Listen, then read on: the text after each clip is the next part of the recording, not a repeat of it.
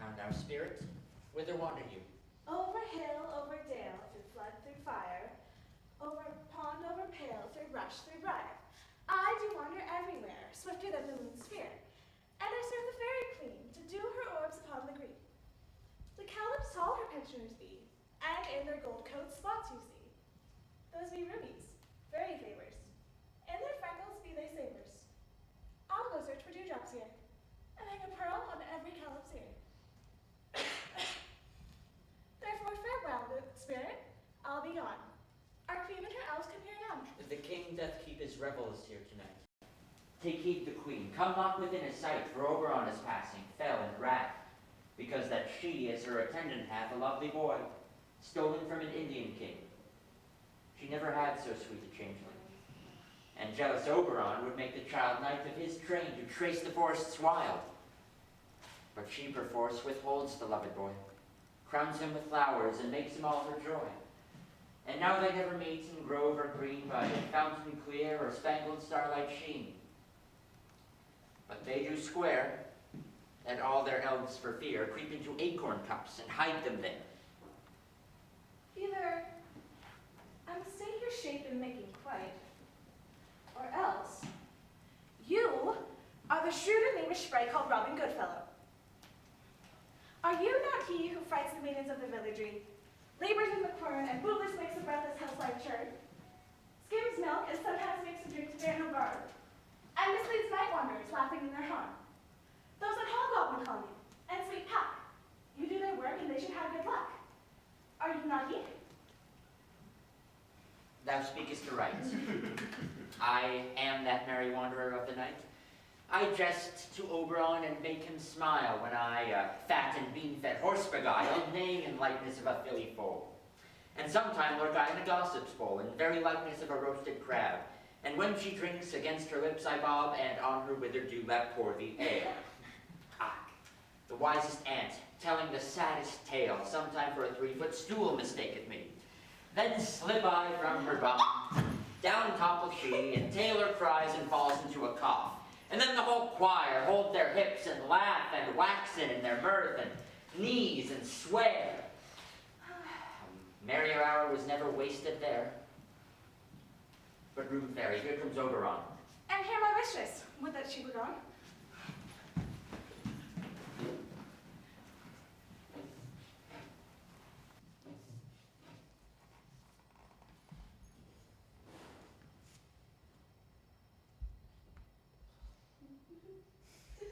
Ill-met by moonlight, proud Titania.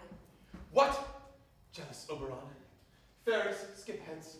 I have forsworn his bed and company. Tarry, rash wanton. Am I not thy lord? Then I must be thy lady.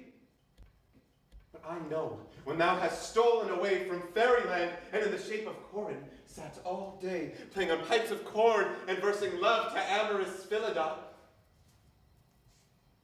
Why art thou here? Come from the furthest steep of India. But that, forsooth, the bouncing Amazon, your buskined mistress and your warrior love, to Theseus must be wedded. And you come to give their bed joy and prosperity. How canst thou thus for shame, Titania? Glance at my credit with Hippolyta, knowing I know thy love to Theseus. Didst thou not lead him through the glimmering night from Paraguana, whom he ravished, and make Ariadne break his faith with Ariadne and Antiopa?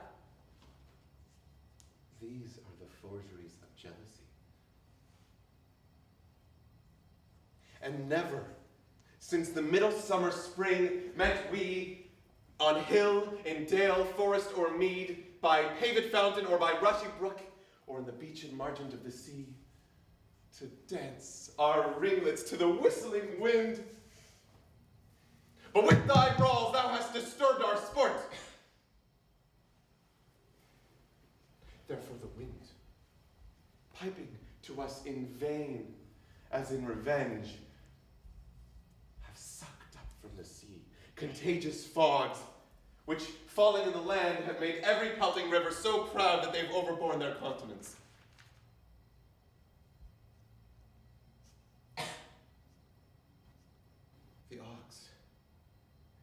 therefore stretched his yoke in vain. The plowman lost his sweat, and the green corn hath rotted ere his youth attained a beard. The fold stands empty now in the drowned field, and crows are fatted with murraing flock. The 9 men's morris is filled up with mud, and the quaint mazes in the wanton green, for lack of tread, are undistinguishable. The human mortals want their winter here. No night is now with hymn or carol blessed, therefore the moon, governess of floods, pale in her anger, washes up all the air. That rheumatic disease do abound. And thorough this distemperature, we see the seasons alter. Hoary-headed frost falls in the fresh lap of the crimson rose, and on old Hime's thin and icy crown, an odorous chaplet of sweet summer buds is, as in mockery set. The spring, the summer, childing autumn, angry winter, change their wonted liveries. And the mazed world, by their increase, knows not which is which. And this same progeny of evils comes from our debate, from our dissension. We are their parents and original.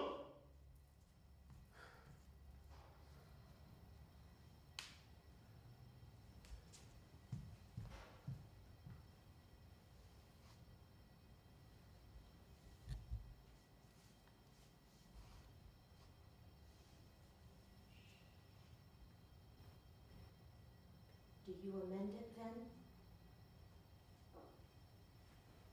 It lies in you. Why should Titania cross her Oberon? Huh? I ask but a changeling boy to be my henchman.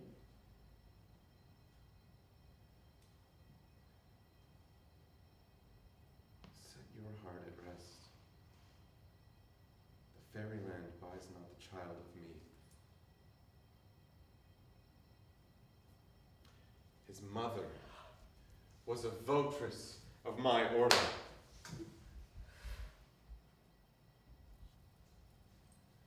And in the spiced Indian air by night, full often hath she gossiped by my side, and sat with me on Neptune's yellow sand, marking the embarked traders on the flood, when we have smiled to see the sails conceive and grow big-bellied with the wanton wind.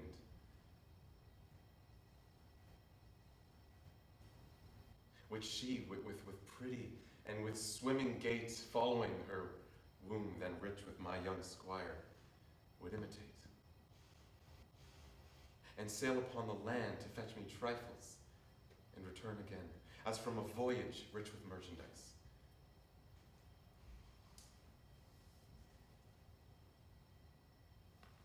But she, being mortal, of that boy did die.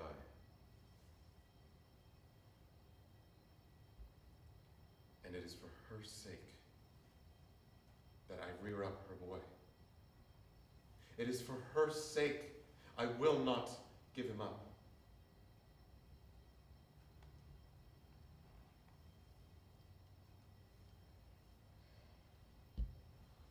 How long in these woods do you intend to stay? Perchance until after Theseus' wedding day.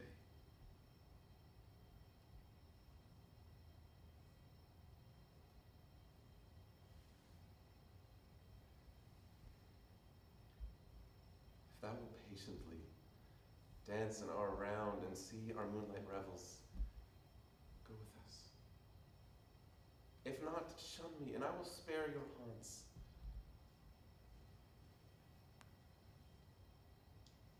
Give me the boy, and I will go with thee.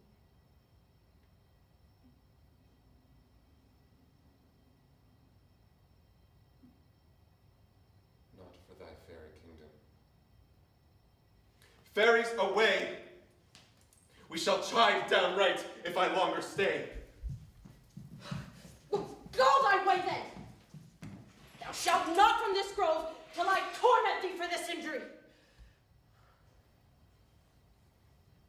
My gentle Puck, come hither.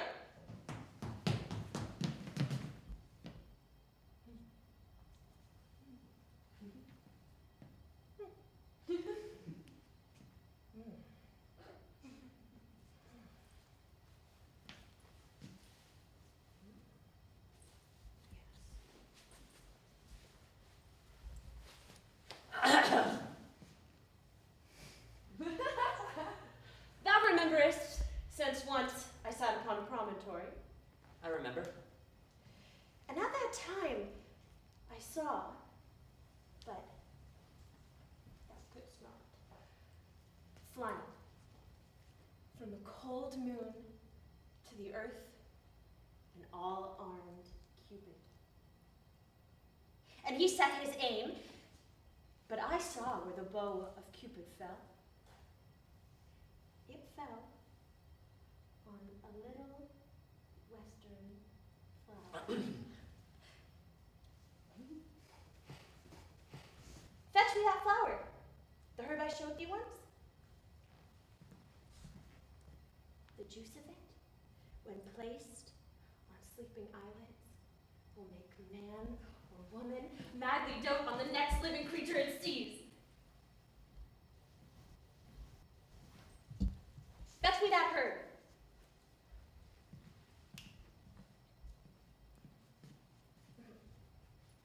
And ere return again, as the Leviathan